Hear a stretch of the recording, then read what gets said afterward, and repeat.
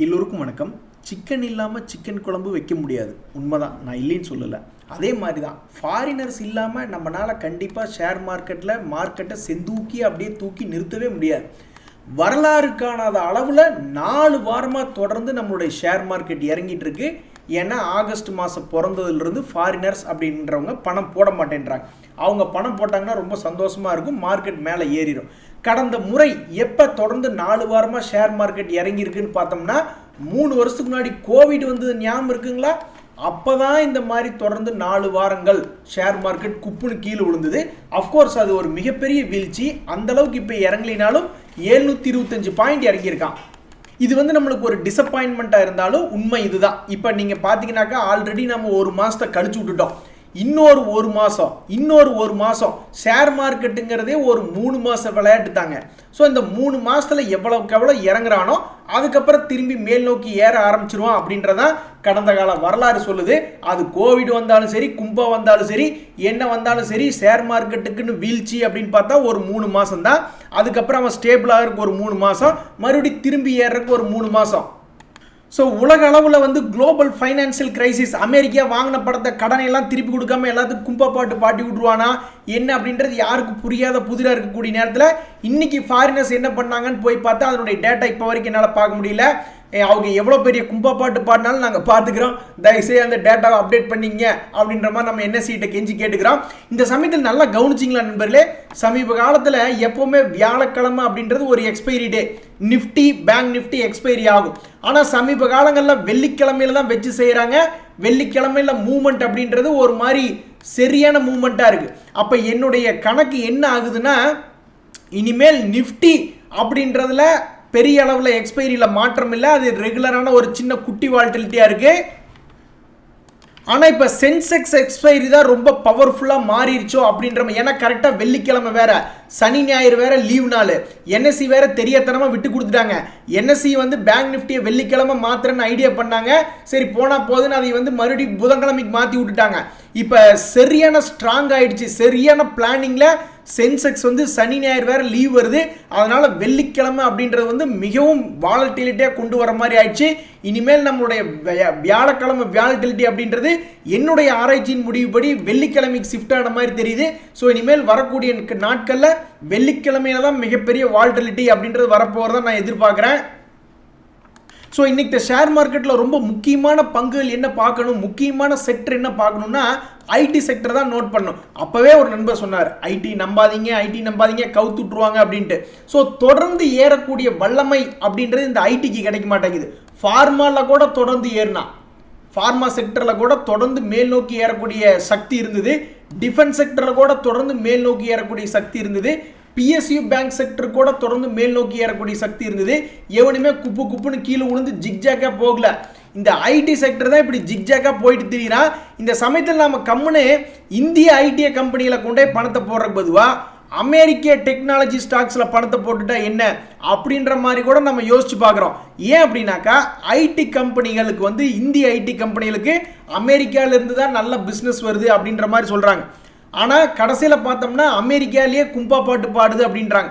ஆனால் அமெரிக்காவுடைய tech stocks எல்லாம் வானத்தை தொடும் அளவுக்கு ஏறி இப்போ தான் ஒரு மாதமாக இறங்கிட்டு இருக்கான். அப்போ இனிமேல் நம்ம பணம் போடணும் அப்படின்ற சமயத்தில் எதிர்காலத்தில் நம்மளுடைய போர்ட்ஃபோலியோலாம் ஐடிக்குன்னு ஒரு 5000 ரூபாய் ஒதுக்குனா 2500 ரூபாய் இந்திய ஐடி கம்பெனி, 2500 ரூபா வெளிநாட்டு டெக்னாலஜி கம்பெனிஸ் பணத்தை ஒதுக்கிடணும்னு நான் நினைக்கிறேன். அப்படி ஒதுக்குனா தான் நம்மளை யாரும் ஏமாற்ற முடியாது. என்ன இவனு ஏமாத்திடுறானுங்கள நம்மளை, இந்த மாதிரி நம்ம ஐடி கம்பெனி ஏற்றாம அவனு ஊர் டெக்னாலஜி கம்பெனிஸ் ஏற்றுறானுங்க. இருந்தாலும் அமெரிக்கா திவாலாகிற மாதிரி இருக்குது. அதனால இந்திய ஐடி கம்பெனி ஏறாதுன்னு சொல்லி நம்மளை ஒரு மாதிரி குழப்பி விடுறானு.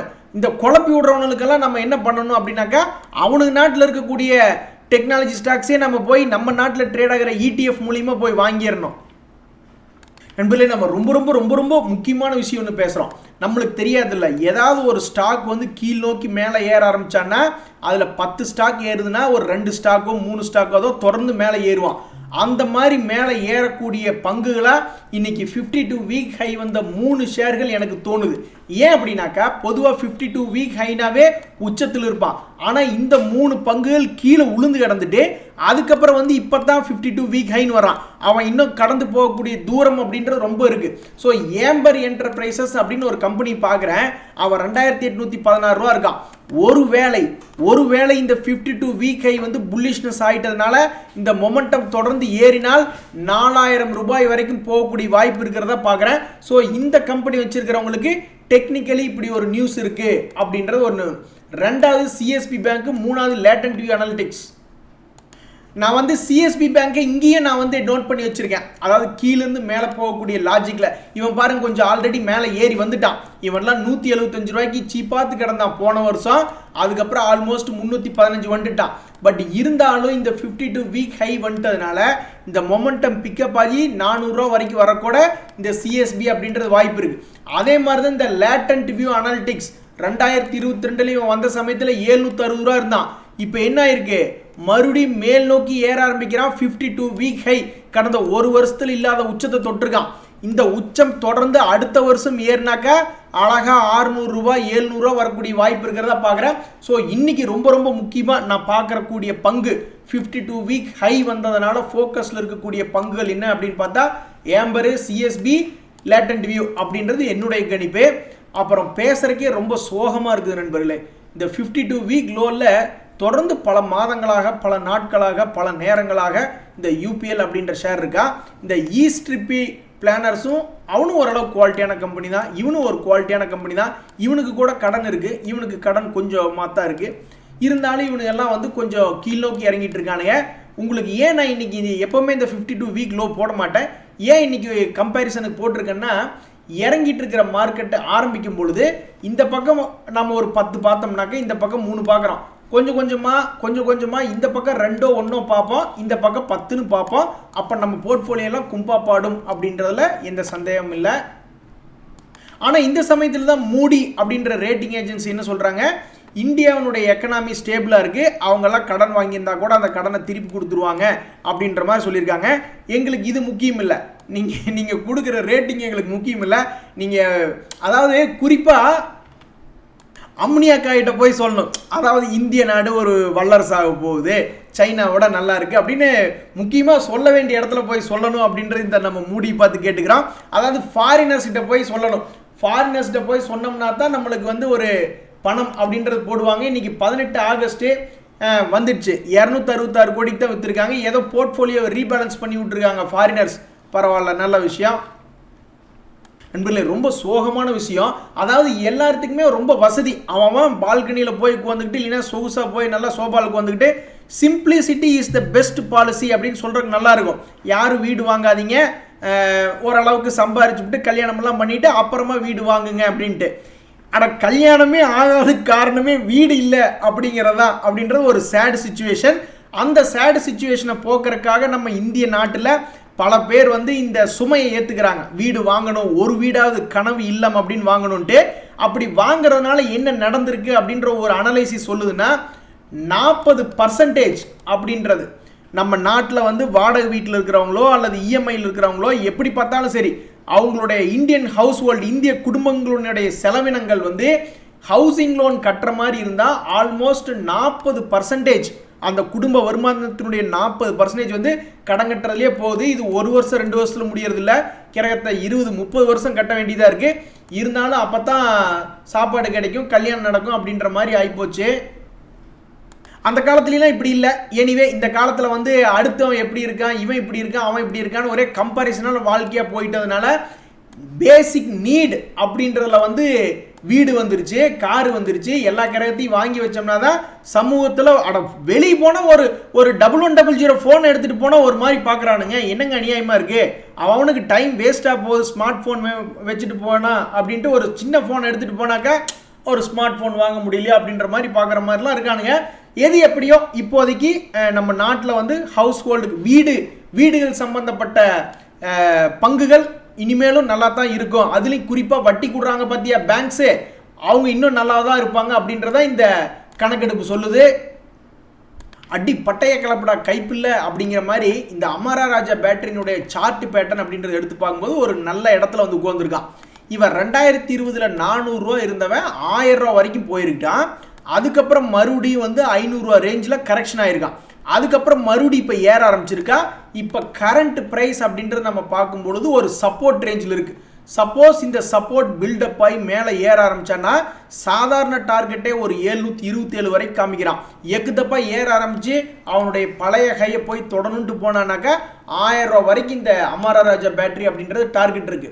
இந்த சமயத்தில் இவனுடைய ஃபண்டமெண்டல்லாம் இருக்குது. டெக்னிக்கல் ஓகே நல்லா தான் இருக்குது. நியூஸ்னா இவனுக்கு பிளான்ட் சம்மந்தப்பட்ட நியூஸ் அப்படின்றது எப்போவாவது ஒரு கதை வரும். பட் இவனுடைய குவார்டர்லி அனலைசிஸ், குவார்டர்லி ரிசல்ட் அப்படின்றது 3 மாதத்துக்கு ஒருக்க கண்டிப்பாக வரத்தான் போகுது. டிவிடெண்ட் ரிலேட்டட் நியூஸ் வரத்தான் போகுது. ஸோ ஃபண்டமெண்டல் அப்படின்றத நம்ம எடுத்து பார்க்கும் பொழுது அவனுடைய குவார்டர்லி ரிசல்ட் அப்படின்றது ஓகே, ஒன்றும் பெருசாக ஆஹா ஓஹோன்னு பாராட்டும்படியெல்லாம் இல்லை. அவனுக்கு உண்டான பிஸ்னஸ் அவன் தாராளமாக பண்ணிட்டு இருக்கான். அவனுக்கு உண்டான மார்ஜின் அப்படின்றத ஓரளவுக்கு கரெக்டாக தான் மெயின்டைன் பண்ணிட்டு இருக்கான். அதே மாதிரி அவனுடைய ப்ராஃபிட் அப்படின்றது சீக்வென்ஷியலி ஓகே. பட்டு ஒரு 4 மாதத்துக்கு முன்னாடி 4 குவார்ட்டருக்கு முன்னாடியெல்லாம் பார்க்கும்பொழுது ரொம்ப பாராட்டி சொல்லிக்கொள்ளும்படியா இல்லை, இருந்தாலும் ஓகே அப்படின்ற மாதிரி இருக்கு. ஸோ அமரா ராஜா பேட்டரியினுடைய நியூஸ் மட்டும்தான் பாக்கி. ஏதாவது ஒரு ட்ரிகர் நியூஸ் வரணும்.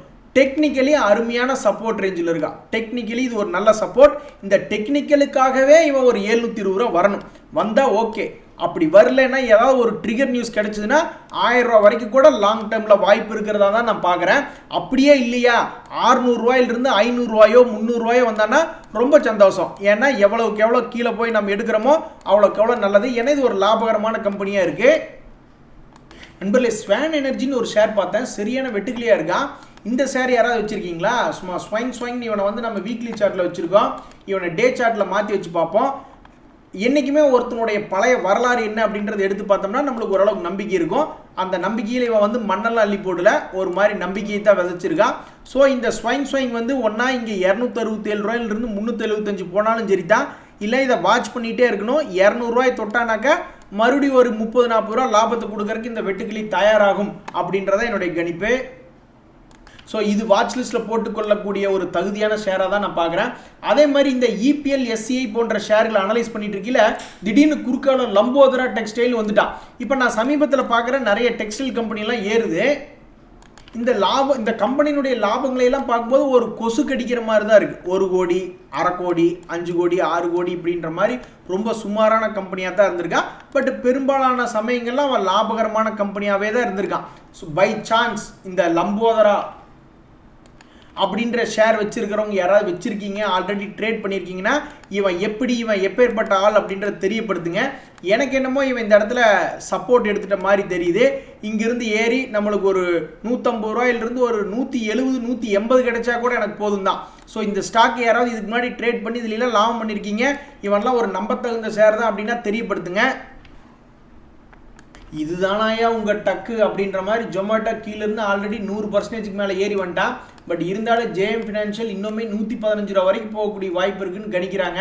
பட் இந்த 115 ரூபாயில இந்த ஜொமேட்டோ பார்த்தவன் தான். பட் அவனுடைய லைஃப் டைம் எல்லாம் வந்து 130 140 மேலே இருக்குது. ஸோ 115 அப்படின்றது ஒரு வந்துச்சுன்னா நல்ல டார்கெட் தான். இப்படி தான் அது 50 ரூபா இருக்கையில் 85 ரூபா போகுன்னாங்க, 85 வந்துச்சு. இப்போ 115 ரூபா போகணும்னு எதிர்பார்க்குறாங்க. வந்துச்சுன்னா சந்தோஷம் தான். என் நண்பர்களே, அருமையான ஒரு சந்தோஷமான செய்தி. இந்த ரிலையன்ஸ் அப்படின்ற கம்பெனியினுடைய கார்பரேட்டில் வந்து வேல்யூ அன்லாக்கிங் அப்படின்ற பண்ணுற விஷயத்தினால தான் நம்மளுடைய மார்க்கெட் வந்து ஸ்வைங் அன்றைக்கி அந்த 20,000 பக்கத்திலாம் போய் ட்ரேட் ஆகிட்டு கிடந்தான். இப்போ வந்து ரிலையன்ஸ் என்ன சொல்கிறாங்க அப்படின்னு பார்த்தீங்கன்னாக்கா, ஆகஸ்ட் 21ஆம் தேதி எங்கள் கம்பெனிலேருந்து பிரித்து விட்ட ஜியோ ஃபினான்ஷியல் சர்வீசஸ் லிஸ்ட்டாக தான் போகுதுன்றாங்க. 250 to 300 ரூபாய் பக்கத்தில் எதிர்பார்க்குறாங்க. நண்பர்களே, வீட்டம்மா கிட்ட அடி வாங்கிறது ஒரு ரகம், நம்ம அப்பா அம்மா கிட்ட அடி வாங்கிறது ஒரு ரகம். பல ரகங்கள் இருக்குது. இதில் ஷேர் மார்க்கெட்டில் வந்து ஒரு அடி வாங்கிறது ஒரு ரகம். அதில் மெட்டல் இண்டெக்ஸ் பார்த்தீங்கன்னாக்கா சரியான அடி இந்த வாரம் வெளுத்து விட்டுருக்கானுங்க. மெட்டல் இண்டெக்ஸினுடைய வரலாறு அப்படின்றத எடுத்து பார்த்தோம்னா அவன் ஒரு ஜிக்ஸாக் பேட்டர்ன் தான். அவனை நம்பலாம், நம்பாமையும் போகலாம். பட் பொதுவாகவே அவன் வந்து என்ன பண்ணுவான்னாக்கா இந்த மாதிரி தான் பேட்டர்ன் இருக்கும். ஒரு உதாரணத்துக்கு டாடா ஸ்டீல் கீழே 100 ரூபா வந்தான்னா 118 ரூபா அல்லது 108 ரூபா போகிற மாதிரி இருப்பான். 125 ரூபா வந்தானாக்கா மறுபடியும் கீழே 115 ரூபா அப்படி வர்ற மாதிரி பார்ப்பான். இல்லை 115 விட்டு கீழே வந்தான்னா 105 ரூபாய்னு வந்துடுவான். இப்படி 10 ரூபாயா விளையாண்டுக்கிட்டே கிடப்பானுங்க. டாடா ஸ்டீலை பொறுத்த வரைக்கும் NMDC, ஹிந்து காப்பர் எல்லாமே அப்படி தான். எல்லாம் ஒரு ஸ்ப்ரிங் மாதிரி தான் ஆடிட்டு திரிவானுங்க. அதில் நான் என்ன இந்த அனலைஸ் பண்ணிட்டு இருக்கீல இன்னொரு சுவாரஸ்யமான ஒரு அனலைசிஸ் என்ன அப்படின்னு பார்த்தோன்னாக்கா, பொதுவாக இந்த டாடா குரூப் கம்பெனியெல்லாம் வந்து பிரேக் அவுட்டில் எடுக்கக்கூடாது. அவன் ஒரு வல்லவன் எல்லாம் நினச்சி நம்ம எடுக்கக்கூடாது, அவன் ஒரு நல்லவன் அப்படின்னு நினச்சி எடுக்கணும். அதாவது ஒவ்வொரு சப்போர்ட் ரேட்லேயும் அவனை போய் எடுத்தோம்னாக்கா நம்மளுக்கு நல்ல கேரண்டி, ஓரளவுக்கு நல்ல ப்ராஃபிட் அப்படின்றது தர்றான். ஒரு ப்ராபபிலிட்டி அப்படின்றது இன்க்ரீஸ் ஆகுது சப்போர்ட்டில் எடுத்தோம்னா. இந்த Tata steel, Tata power, Tata come ஒன்றுமில்லை. இப்போ இந்த டாடா ஸ்டீல் 120 தாண்டி அடுத்து 150 ரூபா போயிடுவான்னு நினச்சி எடுத்தாக்கா இப்போ கும்பா பாட்டு பாடி 115 வந்து படுத்து கிடக்கிறான். ஸோ டாடா பவர் அதே மாதிரி தான். இனி அவன் 300 ரூபா போயிடுவான்னு நினச்சாக்கா அவன் காலை தூக்கி பின்னாடி வைக்கிறதே தான். பட் அதே சமயத்தில் டாடா ஸ்டீலை 100 ரூபாய்க்கு வாங்கியிருந்தாவோ, டாடா பவரை 180 ரூபாய்க்கு வாங்கியிருந்தாவோ, டாடா கெம் அதே மாதிரி சப்போர்ட்டில் எடுத்திருந்தாவோ நம்ம வேற லெவலில் இருந்திருப்போம். ஸோ இன்னைக்கு என்னுடைய ஆராய்ச்சி என்ன அப்படின்னு பார்த்தோம்னாக்கா, டாடா குரூப்பை சப்போர்ட்டில் எடுத்தோம்னா அவன் நல்லவன், அதே டாடா குரூப்பை பிரேக் அவுட்டில் போய் நம்ம எடுத்தோம்னாக்கா அவன் வல்லவன் கிடையாது, நம்மளை கும்பாப்பாடி விட்டுருவான். நண்பர்களே, ஷேர் மார்க்கெட்டில் பல்காக வாங்குற ஆளுகள் இருக்காங்க. டிபி ரியாலிட்டி அப்படின்ற ஷேர் யாராவது இப்போ யோசிச்சு பார்த்துருக்கீங்களா? அந்த டிபி ரியாலிட்டியினுடைய குவார்டர்லி அனலைசிஸ்லாம் எடுத்து பார்த்தோம்னா கும்பா குட்டியாக தான் இருக்கான். இடையில அப்பப்போ ப்ராஃபிட்லாம் பண்ணியிருக்கான் 500 கோடின்னு. இதில் சுவாரஸ்யமாக நம்ம என்ன பார்க்கணும் அப்படின்னு பார்த்தோம்னாக்கா, ராகேஷ் ஜூன்ஜுன்வாலா இருக்காங்க இல்லையா, அந்த ஜூன்ஜுன்வாலா குரூப் இப்போ ரேகா ராகேஷ் ஜூன்ஜுன்வாலா கிட்ட இருக்கு. அவங்கெல்லாம் இந்த ஷேரில் வந்து ஹோல்டராக இருக்காங்க. ஸோ அவங்க ஒரு நம்பிக்கையை இந்த ஷேரை ஹோல்டு பண்ணுறாங்க. அதுக்கப்புறம் என்ன ஆயிருக்கு அப்படின்னு பார்த்தோம்னாக்கா, 56 ரூபா போன ஷேரு 140 ரூபா, 3 மடங்கு அப்படின்றது ஏறி இருக்கு. எத்தனை நாள்னு கேட்குறீங்களா, இல்லை எத்தனை வருஷம்னு கேட்குறீங்களா? நீங்கள் எத்தனை மாதம்னு தான் கேட்கணும். மார்ச் மாதம் 24, அதாவது பிப்ரவரி மாதம் அப்படின்றது நம்ம பார்க்குறோம். மார்ச் 1ன்னு வச்சுக்கோமே, மார்ச் 1 60 ரூபா ரேஞ்சு, இப்போ 140 ரூபா ரேஞ்சு இருக்குது. ஸோ இதுலேருந்து என்ன தெரியுது, நம்மளுக்கு அந்த பல்க் டீல் நடக்கும்போது அந்த பல்க் டீலில் நடக்கிற ஷேர் வந்து ஏதாவது பெரிய ஆளுங்க, பெரிய இன்வெஸ்டருங்க அதை வச்சுருக்காங்களான்னு பார்த்து அந்த ஸ்டாக் லோ ரேட்டில் கிடந்ததுன்னா அதை போய் கவ்வுன்னு கவ்விடணும். ஸோ இப்படி ஒரு கவ்வல் வேலை என்ன நடக்குதுன்னு பார்த்தீங்கன்னா, இன்சைடர் ட்ரேடில் நடந்தது. நீங்கள் மேலேருந்து விற்கிறீங்களா அப்படிங்கிற மாதிரி இந்த பாலிமெடிக்யூர் அப்படிங்கிற ஷேர் பார்த்தா இன்றைக்கி 2.25% இருக்குது. நேற்று அதில் என்ன நியூஸ் வந்துன்னு பார்த்தோம்னா, இன்சைடர் ட்ரேட் நடந்திருக்கு. அந்த கம்பெனியினுடைய ப்ரொமோட்டர் என்ன பண்ணியிருக்காரு, ஆல்மோஸ்ட் 24,950 ஷேரை பிடிச்சி விற்று வச்சிருக்காரு. போதும், என் கம்பெனி இவ்வளோ தூரம் ஏறினதே பெரிய விஷயம் அப்படின்ற மாதிரி நினச்சி விற்று விட்டாரா என்னன்றது தெரியல. அதே சமயம் இன்னொருத்தரை பார்த்தீங்கன்னு வச்சிங்களேன், குளோபல் ஸ்பிரிட்ஸ். நீங்கள் இப்படி வர்றீங்களா அப்படின்ற மாதிரி ஒரு வருஷத்தில் பார்க்கும்போது இதனுடைய ஹை 1300, பட் இப்போ சீப்பாக ஒரு 30% மேலே சீப்பாக இருக்கான். அப்போ இவங்க கீழேருந்து வாங்குவாங்க போல். அந்த ப்ரொமோட்டர் வந்து 2200 ஷேரை பிடிச்சி வாங்கி வச்சிருக்காப்புல. சரிங்க நண்பர்களே, ஒரு ஷேரில் அரசியல் தாக்கம் இருக்குது அல்லது தாக்கம் இல்லை, எதாக இருந்தால் என்ன, நம்ம ஃபில்டர் கண்டிஷனில் ஒரு ஷேர் வந்து விழுந்தா வேறு வழி இல்லை, அதை நம்ம பார்த்து தான் ஆகணும். அதானி கிரீன் அப்படின்ற ஒரு ஷேர் வந்து சமீபத்தில் இப்போதைக்கு ரெசிஸ்டன்ஸை பிரேக் பண்ணி, இப்போ நீங்கள் டெய்லி சார்ட்டில் பார்த்தீங்க அப்படின்னாக்கா அவன் வந்து திடீர்னு என்ன நினச்சானோ தெரில, இன்றைக்கின்னு பார்த்து ரெசிஸ்டன்ஸை தாண்டியிருக்கான். இந்த ரெசிஸ்டன்ஸை தாண்டதுனால பழைய ரேட்டு வந்தால் கூட 1167 வரைக்கும் வரக்கூடிய வாய்ப்பு இருக்கிறதா தான் நான் பார்க்குறேன். அதே மாதிரி தான் இந்த VTL, அதான் பூரா கார்மெண்ட்ஸு, டெக்ஸ்டைலு, யான்லாம் கொஞ்சம் மேலே தூக்கி விடுற மாதிரி தெரியுது.